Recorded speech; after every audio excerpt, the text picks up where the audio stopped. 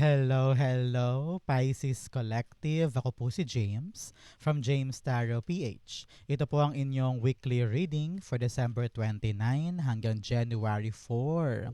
Bagong linggo ito pero tatawid tayo ng dalawang magkaibang taon. So, we'll see kung ano po naghihintay sa inyo. So, simulan na natin. Inhale and exhale. Holy Spirit, Spirit Guides. Ibigay natin kay Pisces ang mga mensaheng dapat nilang malaman for the week. In your overall energy, meron po kayong the 10 of Wands. In the area of what you need to focus on, the Judgment card. In the area of what you need, you have the Death card. Beautiful. In the area of what's affecting your current energy, meron po kayong the 9 of Wands. In the area of your near future, the 7 of Pentacles. Lovely. In the area of your challenge, meron po kayong the Hierophant. In the area of your fortune, the Knight of Pentacles. In your divine messages, the Page of Pentacles. At ang outcome nyo po for the week, ito po yun. Mamaya sabay-sabay natin siyang bubuksan at the end. But first, mga Pisces, salamat sobra sa mga donations po ninyo. Saka po sa mga hindi nag-i-skip ng ads. Malaking tulong yan. Super for me. Every time po na meron tayong libreng reading for Pisces dito sa ating channel. Salamat din po sa mga nagla-like at saka po sa nagko-comment. Malaking tulong din po yan. So, in the background of your reading, the Two of Cups. Okay, sabi dito ng yung Spirit Guides Pisces, ito yung linggo kung saan dapat meron kang malinaw na communication with someone. Whether sa magulang mo to, sa kapatid, sa anak, sa boss, sa katrabaho, no? Kung sino man ito, dapat daw pag-usapan na. Kung meron man daw mga bagay na hindi malinaw, baka na may misinterpret ka o siya na may misinterpret mo, maganda nang malatag nyo yan, mapag-usapan para clear ka sa lahat ng bagay at gumaan yung pakiramdam mo. Okay? Narinig ko rin dito, ito na yung panahon to be really intentional when it comes to your communication. Kung ano talaga yung nararamdaman, sabihin mo na. Kung ano yung mga dapat mong klaruhin para once and for all, at least sa'yo manggaling, sa bibig mo mismo manggaling, kesa sa ibang tao pa. Parang ganyan. So, kung ano man to, maging matured ka daw, harapin na, kausapin na, para wala ka ng daladalahing mabigat. Okay? Napaka-importante nito. For other Pisces po dyan, it comes with also negotiation, agreement, kung meron kang pipirmahan na bagong kontrata, bagong pag-uusap, no? Panahon daw to para talagang maging klaro ka. Para alam mo yung pinapasok mo at alam mo yung parte mo. Parang ganyan. Okay? In your card of the week, meron po kayong abundance. Wow! Palakpakan. Abundance comes from inner fulfillment and outer effort. So, talagang kung ano yung kaibuturan ng puso mo, kung ano yung hinihiling mo sa puso mo, dapat daw buo yan, malinaw. Para yung outer effort mo makatulong para makuha mo siya, mamagnetize mo siya. Okay? So, ang abundance naman, hindi lang yan tungkol sa pera eh. Pwedeng abundant ang relationship mo, abundant ang trabaho, abundant ang project, ganyan. So, iba't ibang aspeto yan na maaaring magdulot sa'yo ng abundance this week. Okay? In your center, meron ka pong the 10 of Wands. Si 10 of Wands, sinasabi ng yung Spirit Guides Pisces na panahon na para tapusin na yung dapat tapusin na nagpapabigat sa'yo. Okay? You've been carrying out this burden. And ang tagal-tagal mo tong pinaghirapan, pinagtrabahuhan, inasikaso, panahon na para ito'y kompletuhin at tapusin. Okay?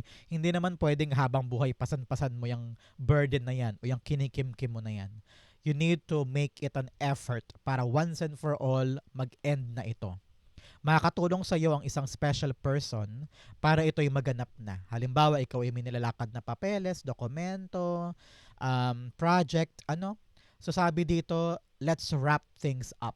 Kailangan talaga ay magawa na natin para ito ay magkaroon na ng magandang palitan or magandang reconciliation or resolution. Okay? Clarify natin siya. 10 of Wands being clarified by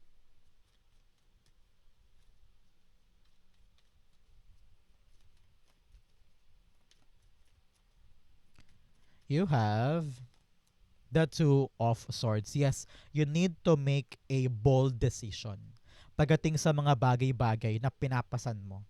Kung yan man ay emotional burden or responsibility or obligation na talaga namang ang bigat-bigat na, you need to make a concrete choice. Pisces, okay? Either pag-usapan nyo na, i-delegate na, o bitawan mo na, kailangan talaga may ginagawa ka para ito'y matapos na at hindi na makaapekto sa'yo moving forward. So ikaw, Pisces, habang nanonood ka ngayon, alamin mo na kung ano yung mga nagpapabigat sa'yo na kailangan ng tapusin, kailangan ng i-complete. Okay? So, kung nahihirapan ka ngayon, baka dapat mag-decide ka na kung anong dapat gawin dyan. Okay? So, napakaganda nito for the week. So, Pisces, since ito po ay December 29 to January 4, tumatawid tayo sa dalawang magkaibang taon. So, ano yung mga bagay na handa mo nang iwan sa 2025 na ayaw mo nang dalhin sa 2026? So, i-comment mo sa baba para maganap, no? Makuha mo yung energy. Example, ayoko nang malugi pa ako ulit dito ngayong taon, sisimulan ko ng maganda yung negosyo ko. Ganyan. So that the negative energy ay maiwan sa 2025. Okay? Comment down below. It will come true.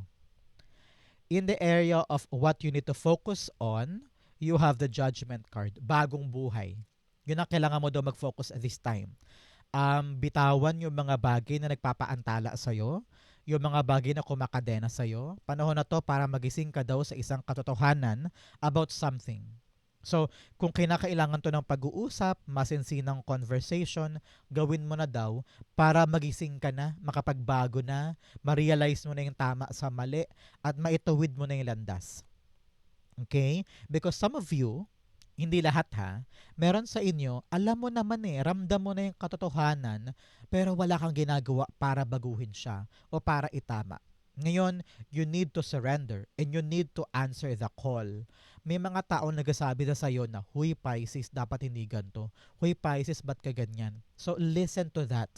Because hindi naman yan darating sa'yo, yung impormasyon na yan, kung walang saysay.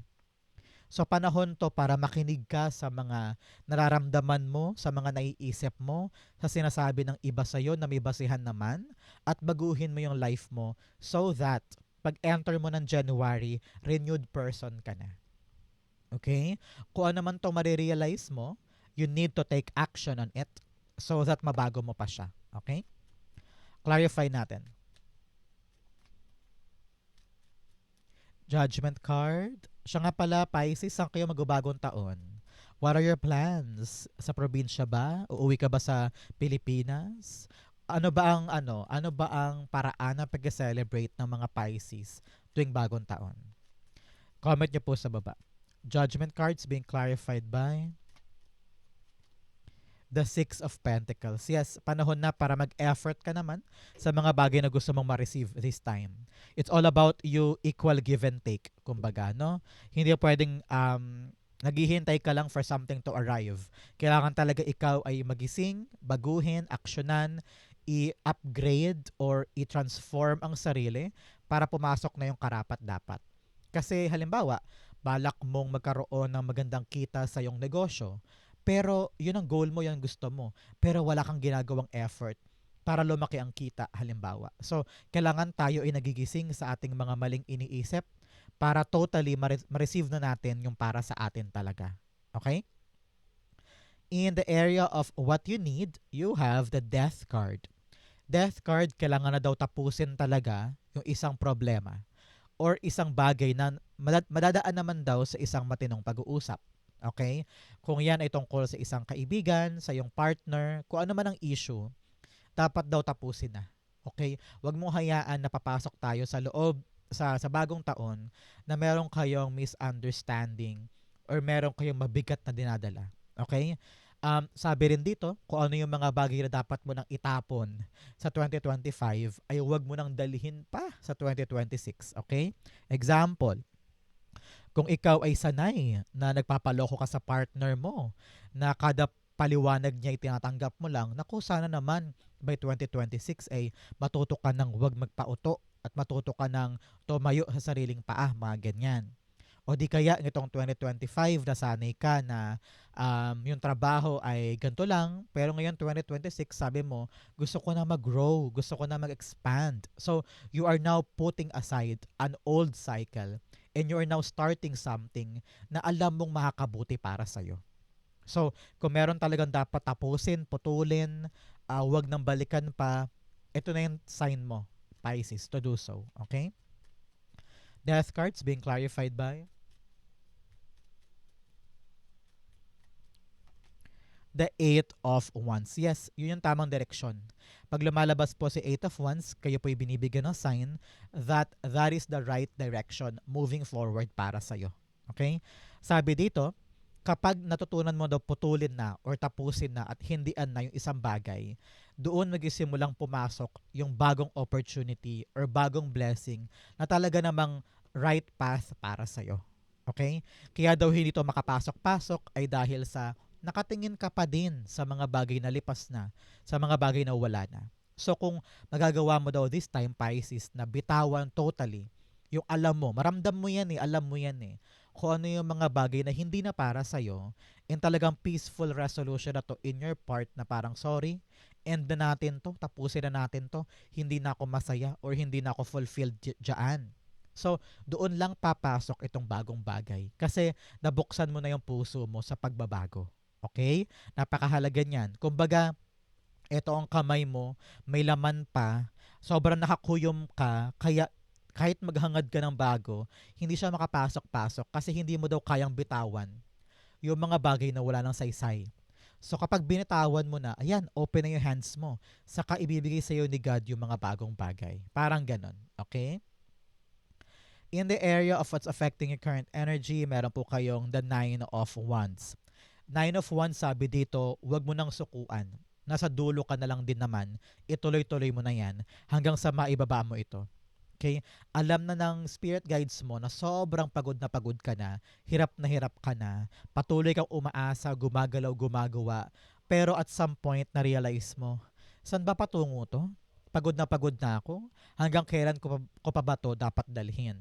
So, dito, dapat mo daw payamanin sa puso mo, Pisces, yung isang malaking desisyon.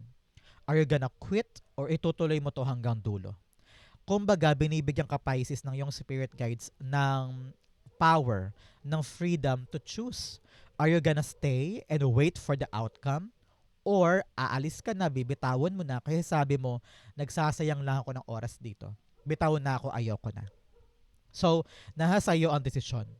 But most definitely, tinetest ka lang ni Universe, Pisces. Binibigyan ka lang niya ng mga factors para makita kung hanggang saan mo dadalhin or itutuloy yung isang bagay. Because they want to know how dedicated you are pagdating sa pinaghihirapan mo. Pero ito ang nakaapekto dito eh. Kaya pilit mong pinapasan lahat-lahat dahil ayaw mong sukuan. Ayaw mong bitawan. Sabi mo, God, ang dami ko nang nai-invest dito. Ang tagal-tagal ko nang ginagawa ito. Ngayon pa ba ako susuko? So you need to make a choice. Are you gonna push through? Dalhin ng pagbigat at hirap nito hanggang matapos? Or bibitaw ka na? Nasa sayo, Pisces, ang pagpapasya. Okay? I-clarify natin siya.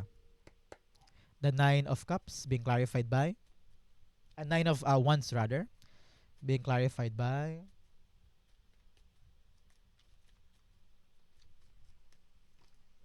yung tumilapon, dalawa kunin natin. The Death card, yes, tapusin na daw. And Six of Wands.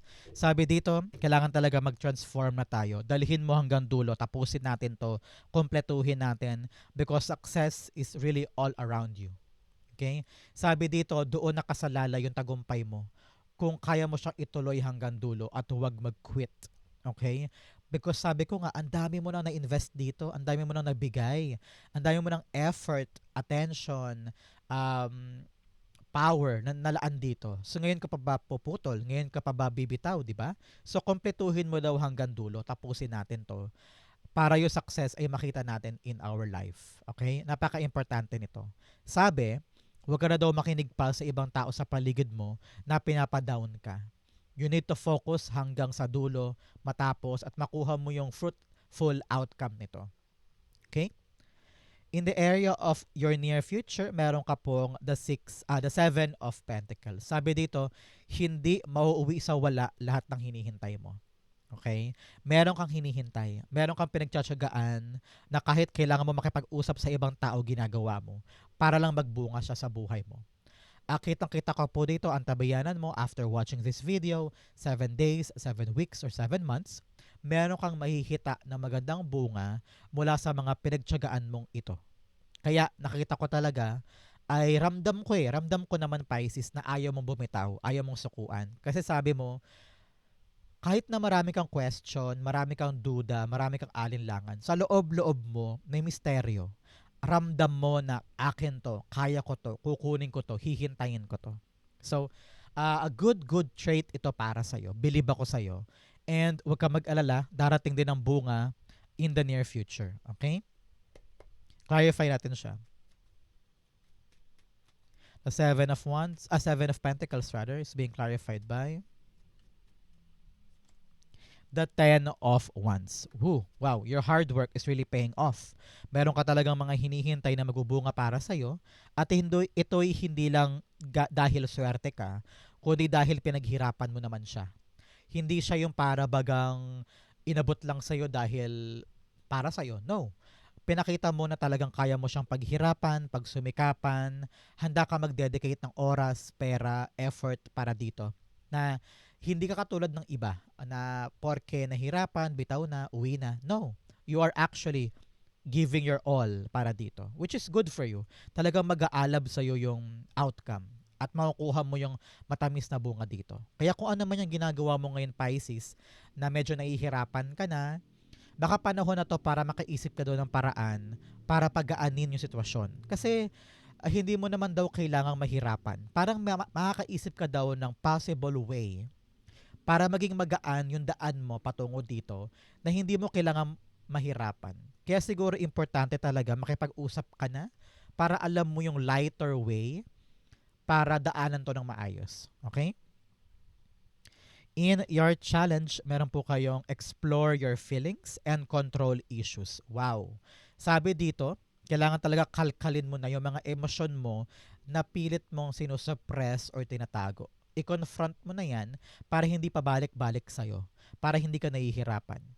For others, meron naman po kayong control issues. Sabi dito, pinipilit mo kasing puwersahin yung isang bagay kahit hirap na hirap ka na. Because akala mo secured ka doon. Akala mo okay na doon. You're treating that as your comfort zone kahit hindi ka naman komportable.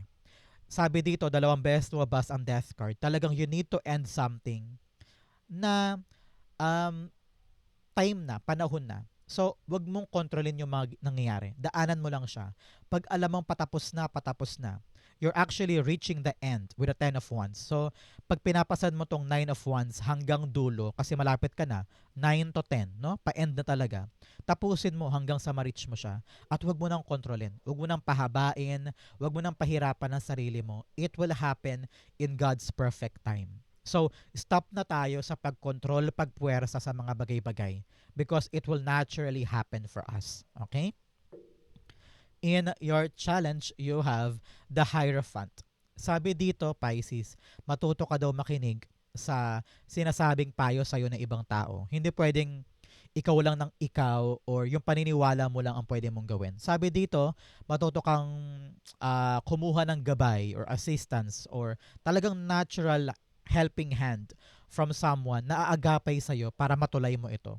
You have hardship here na kailangan mong pagdesisyonan. So, para makapag-decide ka, you need to listen to other people. Humingi ka na ng payo or tulong sa nanay mo, sa kapatid, sa magulang, sa boss, sa pinagkakatiwalaan mong friend, no? Para lumawak ang isip mo at makita mo yung mga other possible way. Kasi nakita ko dito parang kulong na kulong ka sa isang sistema. Kaya parang hirap na hirap kang makapag-decide.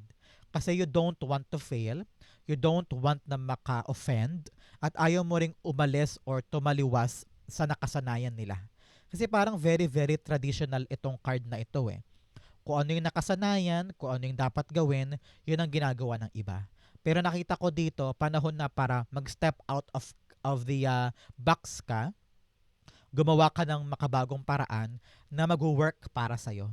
Kasi hindi naman lahat ng sistema ay nag-work sa kada tao, di ba? So ikaw, kailangan mo hanapin kung ano yung mag-work para sa'yo para totally successful ka na dyan. Okay? Importante yan. Clarify natin. The Hierophants being clarified by you have the Hanged Man. Yes, sabi dito, tignan mo daw sa ibang perspektibo yung mga bagay-bagay. Kung meron kang ginagawa tapos hindi umuubra yung solusyon, ay baka mali yung process mo. So you need to bumaliktad ka dito, find other ways, tignan mo yung problema sa ibang lente, sa ibang mata, at baka makita mo, ay, ganito pala yung paraan na pwede kong gawin. So, nakakahanap ka ng ibang diskarte na tumataliwas ka sa nakasanayan. Kasi yung nakasanayan, nagudulot sa'yo ng stagnancy.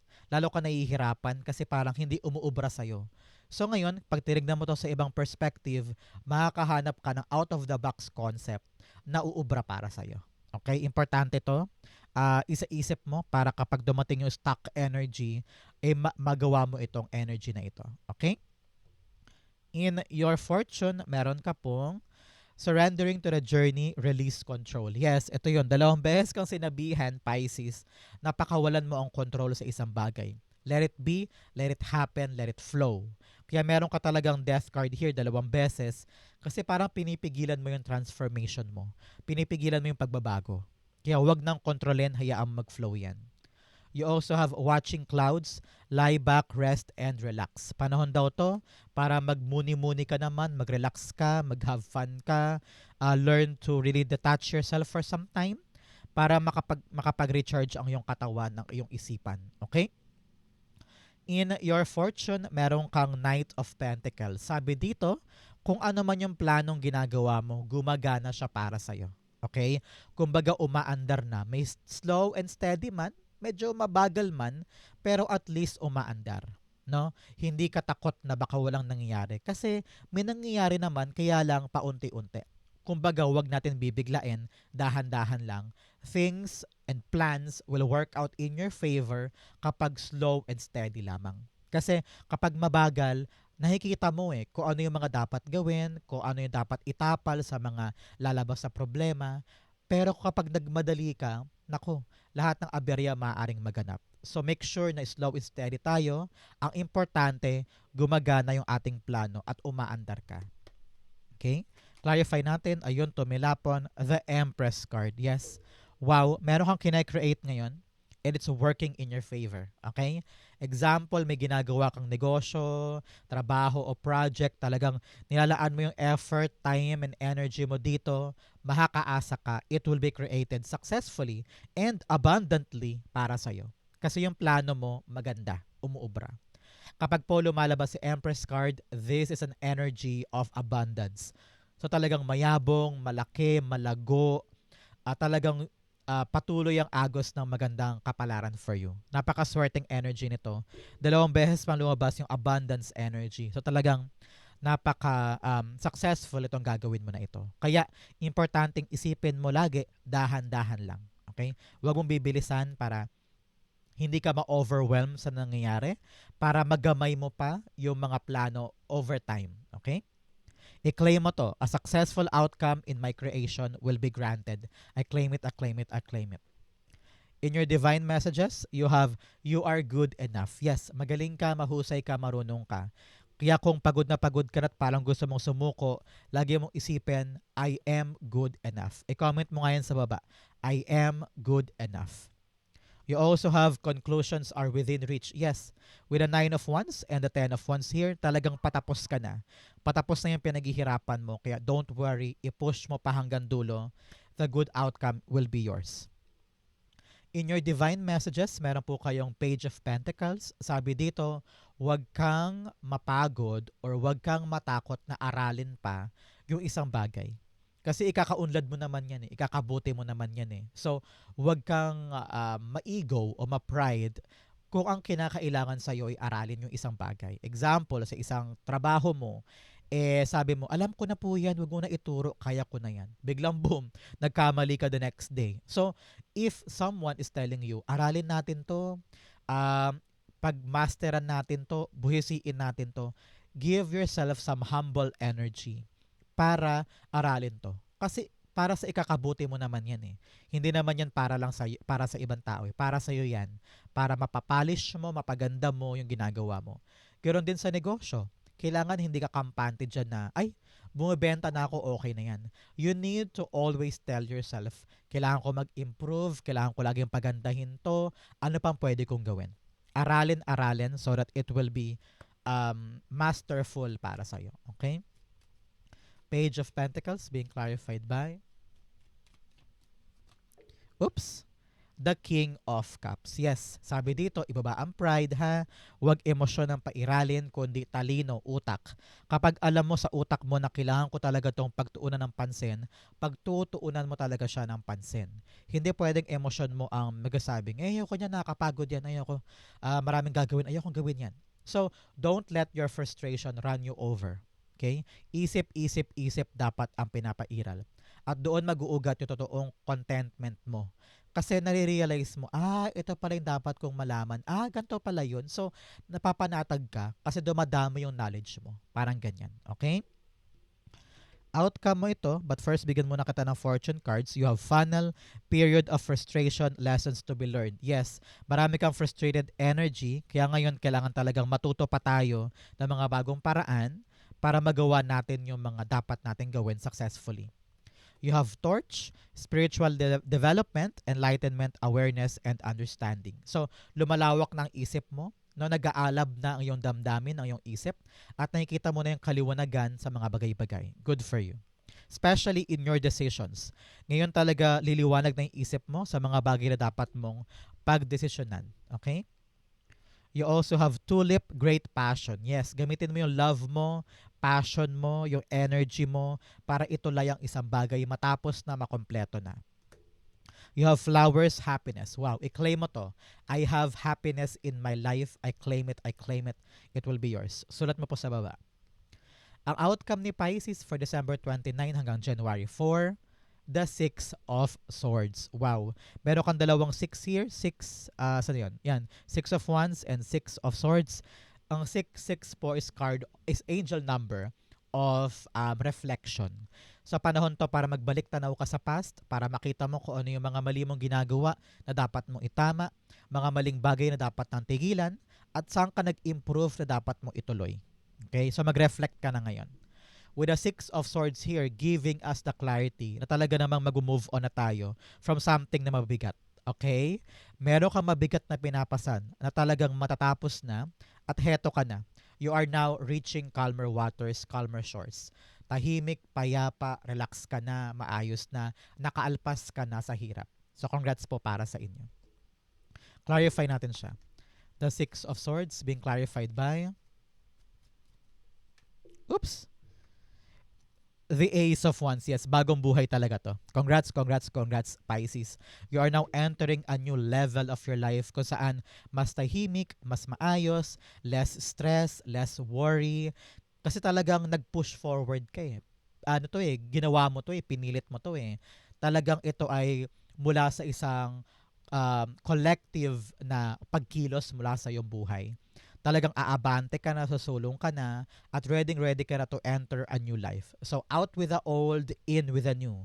Kumbaga, kung ito ay bagong trabaho, bagong project, bagong gagawin, talagang this will bring bagong saysay sa buhay mo. Kaya, ngayon ma-excite ka, kung ano yung mga planong yan na gagawin mo, be inspired, magkaroon ka ng maraming energy para ituloy ito, be confident, and that will lead you to really a smooth transition sa pagbabago ng buhay mo. Wow, Pisces. Napakaganda po ng inyong December 29 to January 4. Holy Spirit, Spirit Guides, thank you po for the clarity and messages. Saan po kayo nakaresonate? Comment po kayo sa baba, babasahin ko po yan. Thank you again for watching hanggang dulo, Pisces. I love you. This has been James for James Tarot PH. See you again next time. God bless po.